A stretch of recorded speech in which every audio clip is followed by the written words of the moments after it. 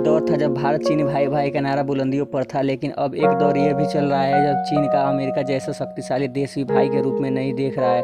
पिछले साल भारत ने चाइनीज टेक कंपनियों पर बड़ी कार्रवाई करते हुए 200 से अधिक ऐप पर बैन लगा दिया था, जिसकी चीन ने आलोचना भी की थी। इसके बाद अमेरिका में भी काफ़ी दिनों तक टिकटॉक पर बैन लगा रहा, लेकिन इन सब के दौरान चीन ने जो 3 कदम उठाए हैं वो दुनिया के लिए किसी बड़ी अनहोनी की आशंका से कम नहीं है। चीनी राष्ट्रपति शी जिनपिंग ने 2049 तक चीन को एडवांस सोशलिस्ट कंट्री बनाने का लक्ष्य रखा है, जिसके तहत चीन खुद को 2049 तक दुनिया की सबसे बड़ी सैन्य, आर्थिक और सांस्कृतिक ताकत के रूप में प्रतिष्ठित करेगा।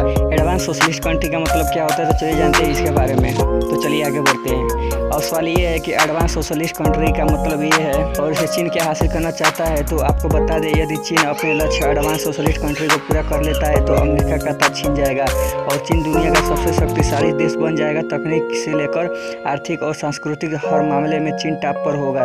दुनिया की जमीन पर कब्जा करना चीन की पुरानी आदतों में से शामिल है, लेकिन अब वो निवेश और कर्ज के भी जाल में कई देशों को फंसा चुका है। इन सब के अलावा चीन की 3 योजनाएं ऐसी हैं जो पूरी दुनिया के लिए सोचने पर मजबूर करने वाली है। इनमें पहली योजना मेड इन चाइना, दूसरी अंतरिक्ष में बदलाव और तीसरी belt and road initiative BRI शामिल है। तो चलिए आगे बढ़ते हैं। मेड इन चाइना प्रोडक्ट के बारे में जान लेते हैं। मेड इन चाइना से तो आप वाकिफ ही हैं। आज आपके घर में शायद 10 से 7 प्रोडक्ट मेड इन चाइना होंगे।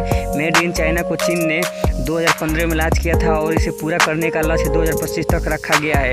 इस योजना का लक्ष्य चीन को तकनीक का केंद्र बनाना है और 2025 तक सभी तरह की तकनीकी मटेरियल की आपूर्ति को 70% तक कब्जा करना है। इस योजना के तहत चीन ने सबसे ज़्यादा पेटेंट कराने का रिकॉर्ड अपने नाम कर लिया है और जिसके पास जितना पेटेंट होगा उसका तकनीक और इनोवेशन में कब्जा भी उतना ही होगा। साल 2019 में चीन ने करीब 60,000 पेटेंट दाखिल किए हैं। चलिए आगे बढ़ते हैं। अंतरिक्ष में बदलाव क्या होने वाला है इसके बारे में जान लेते हैं। वैसे तो अंतरिक्ष के मामले में चीन अमेरिका से पीछे है, लेकिन वो काफ़ी तेज़ी से आगे भी बढ़ रहा है। चीन ने हाल ही में GPS के विकल्प बाइडू के लिए 5 टन वजनी उपग्रह को अंतरिक्ष में सफलतापूर्वक स्थापित किया है। इस प्रोजेक्ट पर चीन ने $10 अरब खर्च किया है।